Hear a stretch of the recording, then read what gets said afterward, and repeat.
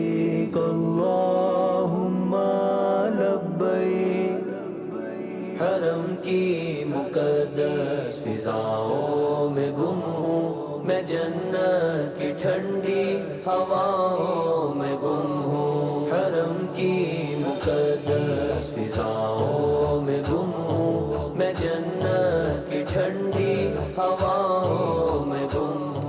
Transmission میں ایک مرتبہ پھر آپ کے ساتھ ہے مفتی مولانا محمد اجمل بھٹی صاحب ہمارے ساتھ موجود ہیں اور ہمیں جوائن کر چکے ہیں اسٹوڈیوز میں، جن کا تعارف کرواتے ہوئے مجھے بہت اچھا لگتا ہے اور ان کی صحبت میں بیٹھ کے سیکھنے کو بھی ہمیں بہت کچھ ملتا ہے۔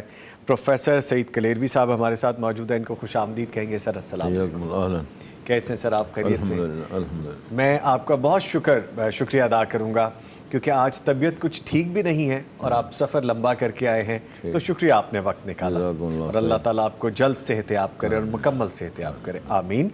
پروفیسر صاحب ہمارے ساتھ موجود ہیں اور ہمیں آن لائن جوائن کر چکے ہیں ڈاکٹر عبدالباسط فہیم صاحب، ان کو بھی ہم اپنی ٹرانسمیشن میں خوش آمدید کہیں گے۔ ڈاکٹر صاحب السلام علیکم۔ وعلیکم السلام ورحمۃ اللہ وبرکاتہ۔ جی اللہ تعالیٰ آپ کو بہت جزا دے کہ آپ نے مجھے بھی موقع دیا پیغام ٹی وی کے ناظرین اور سامعین سے مخاطب ہونے کا۔ جزاک اللہ سر، شکریہ آپ نے بھی وقت نکالا ہماری ٹرانسمیشن کے لیے۔ کچھ وقت لوں گا میں آپ کا، اور پھر جو اسٹوڈیوز میں میرے معزز مہمان موجود ہیں ان سے گفتگو کریں گے۔ آپ سے گزارش ہے فرمائے گا، دوران حج بہت سارے ایسے معاملات بھی ہو جاتے ہیں کہ کسی کی بات ناگوار گزر جاتی ہے، کسی کا کوئی عمل کسی دوسرے کو اچھا نہیں لگتا، مختلف رنگ و نسل، مختلف ممالک، مختلف کلچر، مختلف زبان کے لوگ اکٹھے ہوتے ہیں، تو یہ بڑی معمولی بات ہے کہ ایسا کوئی معاملہ درپیش ہو جائے۔ تو ایسی کوئی صورتحال ہو جائے، اگر کوئی پریشانی، کوئی تکلیف کا سامنا کرنا پڑ جائے حجاج کرام کو آپس میں، تو صبر اور برداشت اس وقت اس کا مظاہرہ کرنا، اس کی کتنی قدر و قیمت اور اہمیت ہوگی؟ الحمدللہ والصلاة والسلام علی رسول اللہ، اما بعد۔ حج نام ہے صبر کرنے کا۔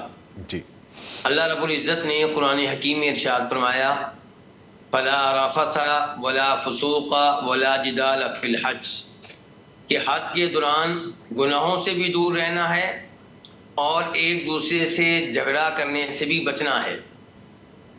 عام حالات میں بھی مسلمان کو اس بات کی اجازت نہیں ہے کہ اپنے مسلمان بھائیوں کو تنگ کرے، انہیں تکلیف دے، انہیں پریشان کرے، بلکہ اسلام ہم سے مطالبہ کرتا ہے کہ ہم اپنے مسلمان بھائیوں کے دلوں میں مسرت داخل کرنے کی کوشش کریں۔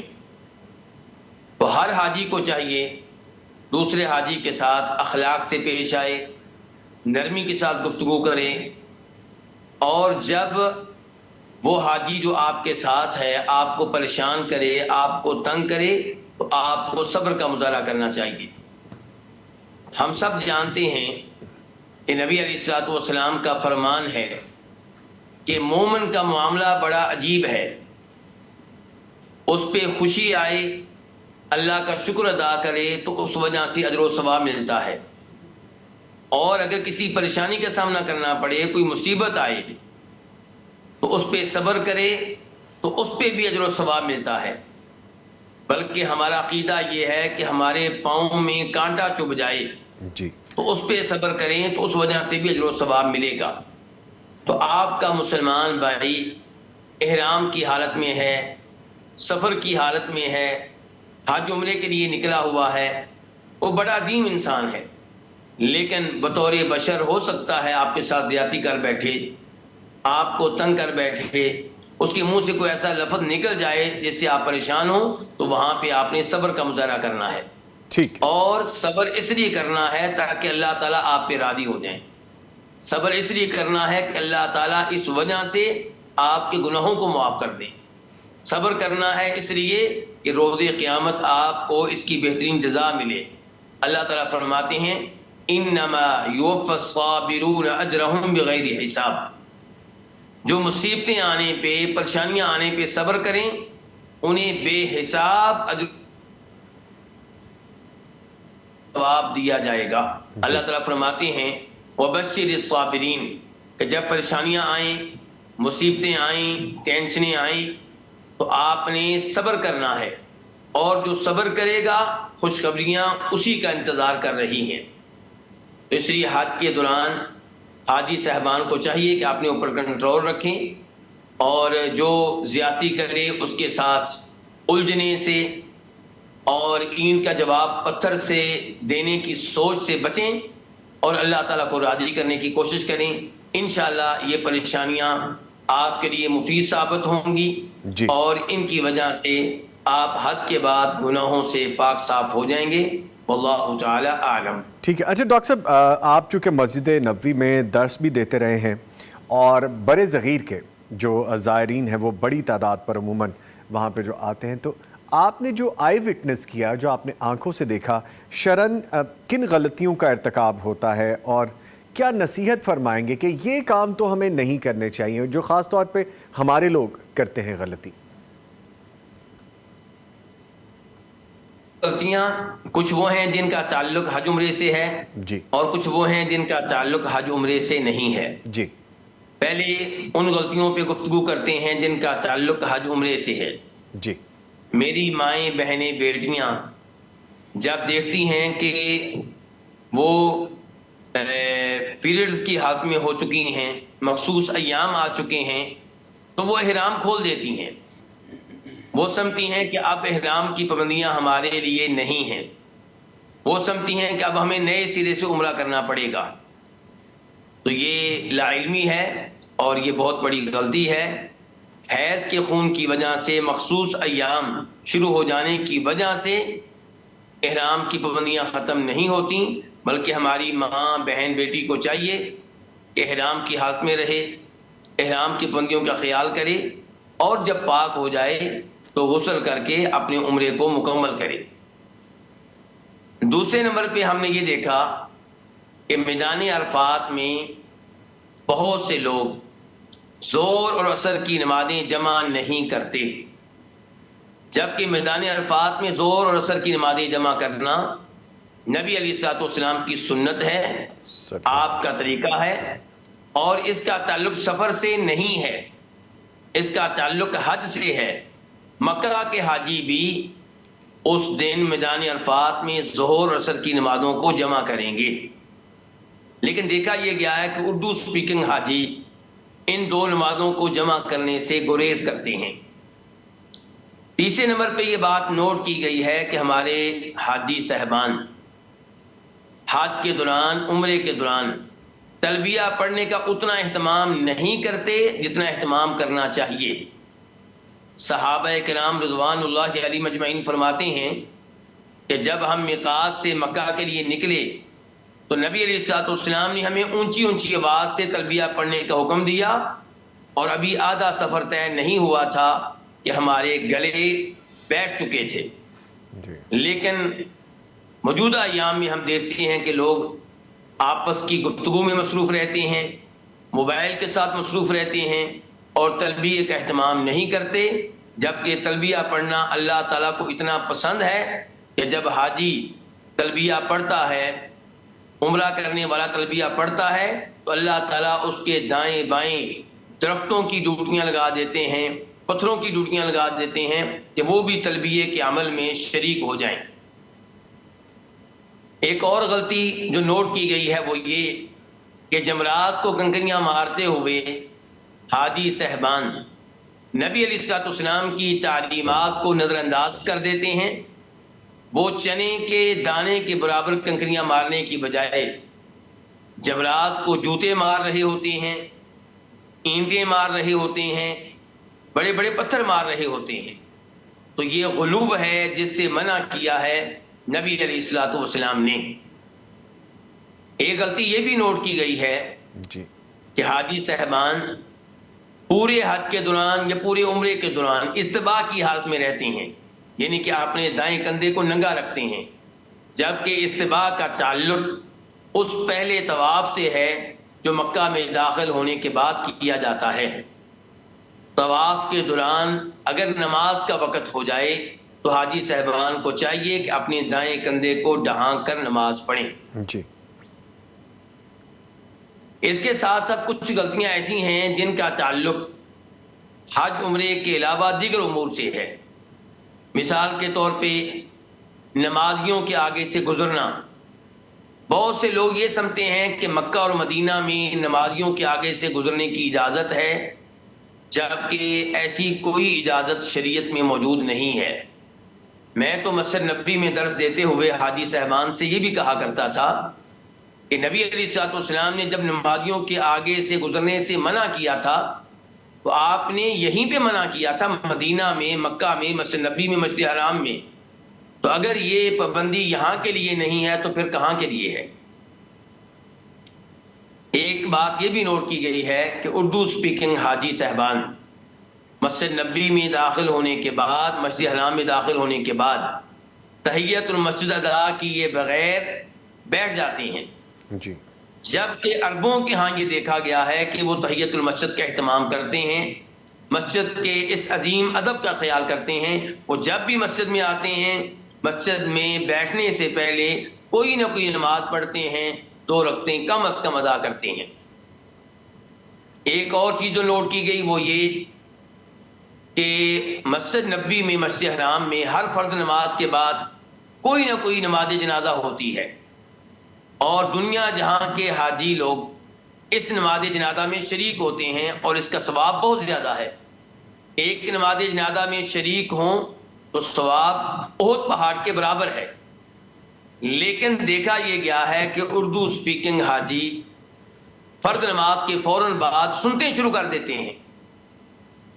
نبی علیہ الصلوۃ والسلام کا طریقہ یہ ہے کہ فرض نماز کے بعد بیٹھیں، اللہ کا ذکر کریں، اور آج کل جیسا کہ وہاں پہ نماز جنازہ ہو رہی ہوتی ہے تو آپ نماز جنازہ میں شریک ہو جائیں۔ اتنی بڑی سعادت سے آپ کیوں محروم رہیں؟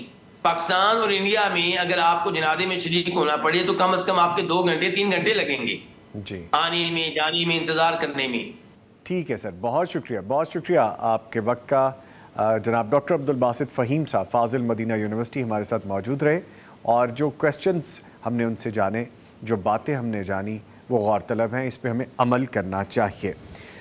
بڑی پیشنس کے ساتھ ہمارے معزز مان جو اسٹوڈیوز میں بھی موجود ہیں، انہوں نے گفتگو سنی، جن کا میں آغاز میں پھر سے شکریہ کر دیتا ہوں، بیکاز سر ذمہ داری ہے، لائن پہ بھی کوئی ہو تو اس کو بھی وقت دینا ضروری ہوتا ہے، تو اس کے لیے آپ کو انتظار کرنا پڑا۔ ہم آ جائے اس کو بھی کرنا ہوتا ہے۔ اللہ اکبر، اس کے لیے میں آپ سے معذرت خواہ ہوں سر۔ اچھا سر، فرمائے گا کہ رسول اللہ صلی اللہ علیہ وآلہ وسلم نے حج تمتع، قران اور افراد میں سے کون سا حج کیا، اور ان سب میں سے افضل کون سا ہے؟ سبحان اللہ، نبی مکرم صلی اللہ علیہ وسلم نے کیا تھا حج قران، جی، اور آپ صلی اللہ علیہ وسلم قران کے لیے شرط یہ ہے کہ میقات سے جب احرام باندھنا ہے تو قربانی سال لے جانی ہے۔ جی، نبی محترم صلی اللہ علیہ وسلم جب مکہ مکرمہ پہنچے تو آپ نے ارشاد فرمایا، لو استقبلت مستدبرت، تو اب مجھے پتہ چلا ہے اس کی مشکلات کیا ہیں اور قربانی سال لے جانے کا مسئلہ ہے، ما سقت الہدیۃ، میں قربانی ساتھ نہ لاتا،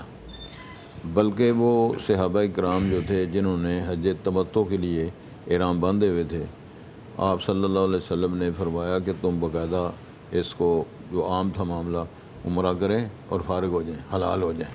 تو اسی کو تمتع کہتے ہیں، اس لیے کہ یہ جب میقات سے احرام باندھیں گے تو صرف عمرے کا باندھیں گے، عمرے سے فارغ ہونے کے بعد حلال ہو جائیں گے۔ حلال ہونے کا یہ مطلب نہیں ذبح ہو جائیں گے، حلال ہونے کا مقصد یہ ہے کہ وہ جو پابندیاں تھیں وہ ختم ہو جائیں گی۔ جی، تو اس کے بعد پھر یوم الترویہ 8 ذی الحجہ کو دن ہے، پھر اس وقت پھر حج کا احرام باندھ کے پھر میدان میں آ جائیں گے۔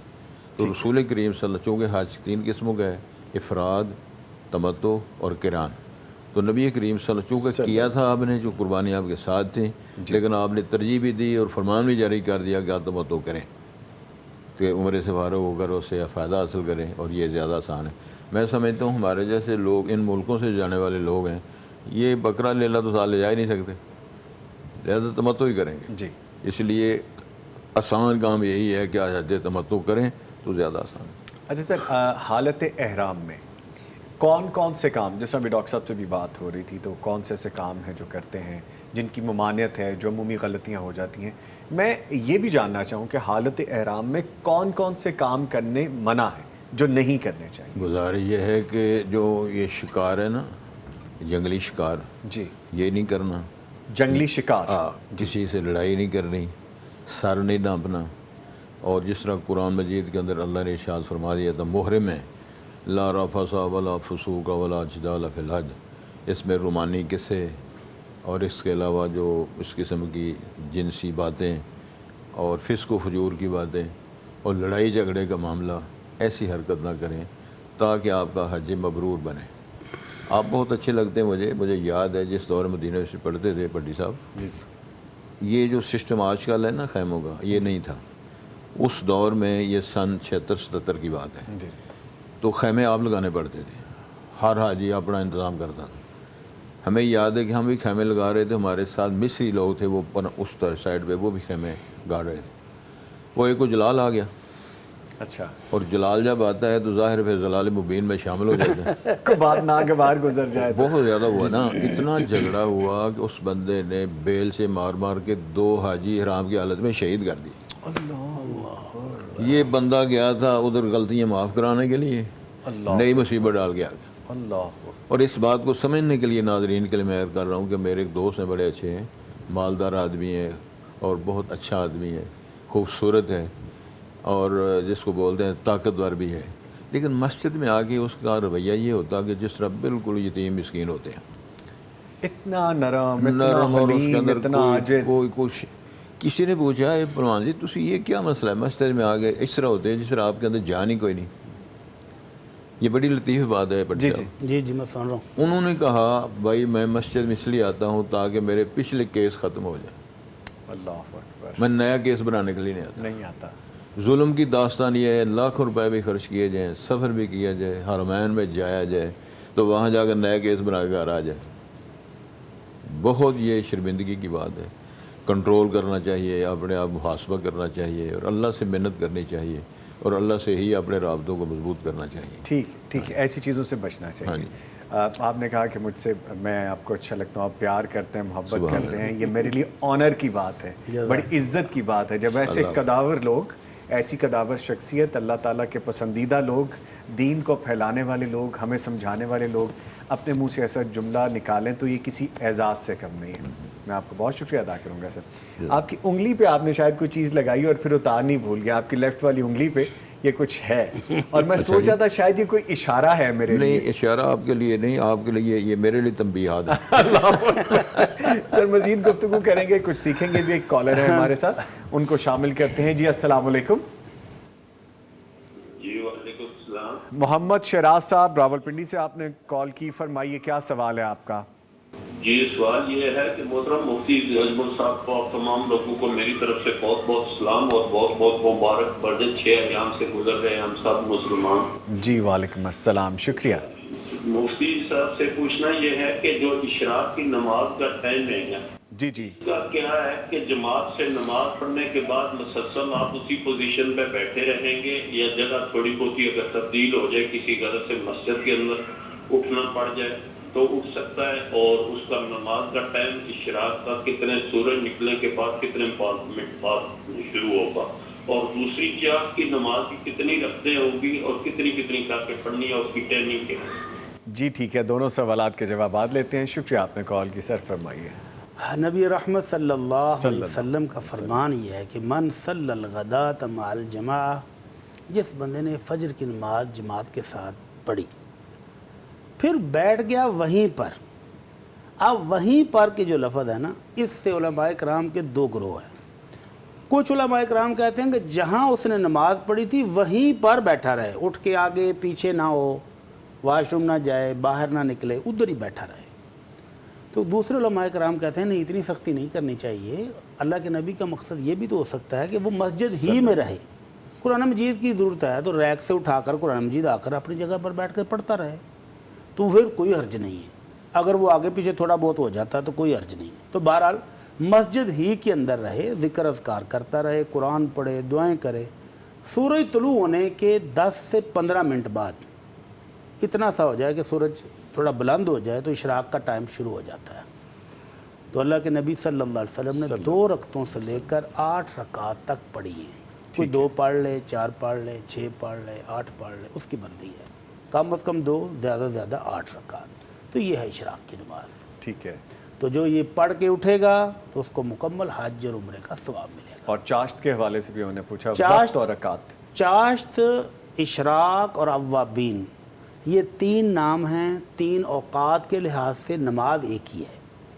اگر آپ سورج بلند ہونے کے 10-15 منٹ بعد پڑھیں گے تو اشراق ہے، کوئی 1.5-2 گھنٹے بعد، کوئی آج کل جیسے 7-8 بجے کے قریب پڑھیں گے تو یہ چاشت ہے، چاشت ہو جائے گی، اور اگر 11-11:15 کے قریب پڑھیں گے تو یہ اوابین ہوگی۔ ٹھیک ہے، ایک کالر اور ہیں، ان کو شامل کرتے ہیں۔ جی السلام علیکم، صابر صاحب گوجرانوالا سے کال کر رہے ہیں۔ جی السلام علیکم۔ وعلیکم السلام ورحمۃ اللہ۔ جی صابر صاحب پوچھیے، کیا سوال ہے آپ کا؟ وعلیکم السلام ورحمۃ اللہ۔ میرا ہاں جی، میرا بھائی صاحب بیٹا ہے ایک، وہ بہت تنگ کرتا ہے۔ میرا ایک بیٹا ہے 22 سال کا، بہت تنگ کرتا ہے۔ ہاں جی، اس کے لیے کوئی وظیفہ بتائیں، اس کی ماں بہت پریشان رہتی ہے۔ جی ٹھیک ہے، شکریہ آپ نے کال کی۔ ٹی وی کی آواز بند کر لیا کریں، ورنہ ایسی آپ اپنی آواز پہ ہی خود ہی بات کرتے رہیں گے اور پھر سمجھ نہیں لگے گی۔ بہرحال آپ کے کال کرنے کا شکریہ سر۔ بیٹا تنگ کرتا ہے 22 سال کا۔ یہ شیخ صاحب کے علاقے کا ہے، شیخ صاحب جواب دیں ان کو۔ اصل معاملہ نظامی صاحب یہ ہے کہ تربیتوں کی کمی ہے جی، والدین کی حرمت کی پہچان نہیں ہے۔ جب تربیت غلط ہو گئی، یعنی 2 نمبری ہو گئی، رزق حلال ہو نہیں ہوگا، گھر کے اندر وہ دین اسلام کی تعلیم سے ہٹ کر جب ماحول ہوگا تو اس بچے نے نافرمانی ہی کرنی، اور کیا کرنا ہے۔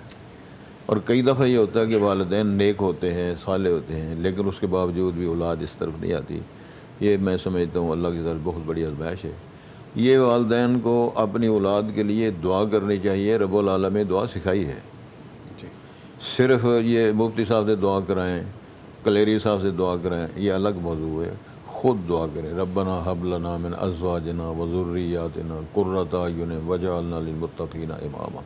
ذہن میں یہ چیز رکھیں، اللہ میرے بیٹے کو ہدایت دے، اس کا دل موو کر دے، ماں کا ادب کرے، باپ کا احترام کرے، اپنے ماحول کو سمجھے۔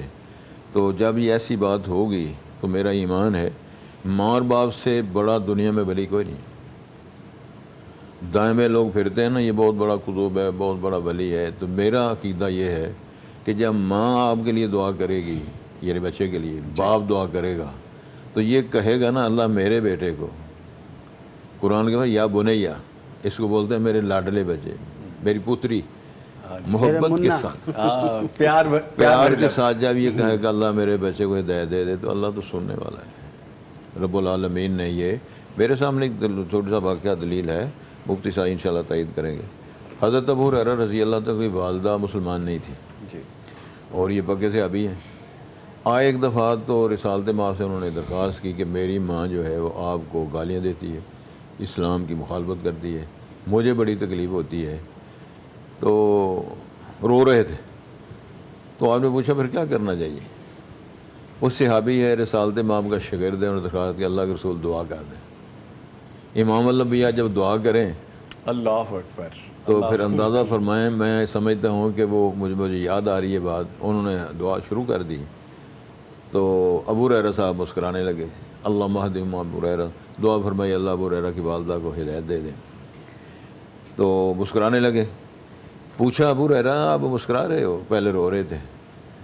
تو اس میں حدیث کے اندر یہ الفاظ نہیں ہیں، میرا اس میں وجدان یہ ہے کہ انہوں نے یہ ضرور بات پیش کی ہوگی، اللہ کے حکم سے ایک انگلی اٹھی تو چاند کے 2 ٹکڑے ہو گئے، اب تو 10 انگلیاں اٹھی۔ 10 انگلیاں اٹھ گئی، اللہ اکبر۔ تو کسی نے کہا تھا اٹھی تو دعا بن گئی، چوکی تو حیا بن گئی، ترچھی ہوئی تو قضا بن گئی۔ رسالت امام سے دعا فرمائی، سرکار نے فرمایا جاؤ پھر پتہ کرو۔ جب ابو ہریرہ صاحب گھر آئے تو ماں جی نے پہلے ہی کلمہ پڑھا ہوا تھا، غسل کر کے نعرے مار رہی تھی۔ دعا کرانی بھی چاہیے، دعا کرنی بھی چاہیے۔ میرا ایمان ہے کہ جو آدمی ڈٹ کے اللہ کے ساتھ رابطہ کرتا ہے، یہاں ایک بات بھٹی صاحب کی اجازت سے کہتا ہوں، ایک حاجی صاحب حج کے لیے جائے، کیونکہ حج کے متعلق ہی نا، جی جی، انہوں نے اپنے دوست سے کہا کہ میں نے حج پہ جانا ہے تو اللہ تعالیٰ سے میں کچھ چیزیں نا ضد کر کے مانگنی ہے۔ ضد کر کے مانگ، ہاں۔ اچھا، کہا کیا آپ ضد کیا کرنی ہے آپ نے؟ کہنے لگے جی میں ڈٹ جانا ہے۔ میں نے کہا جی میں نے معافی آپ سے لے کے جانا ہے، میں نے معافی لینی ہے آپ سے، اس کے بغیر میں واپس نہیں جانا۔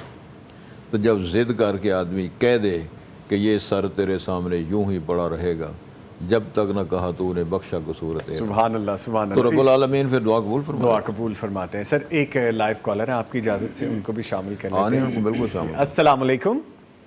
جی وعلیکم السلام. ٹھیک ہے جی الحمدللہ. غزالہ صاحبہ لاہور سے کال کر رہی ہیں, فرمائیے کیا سوال ہے آپ کا.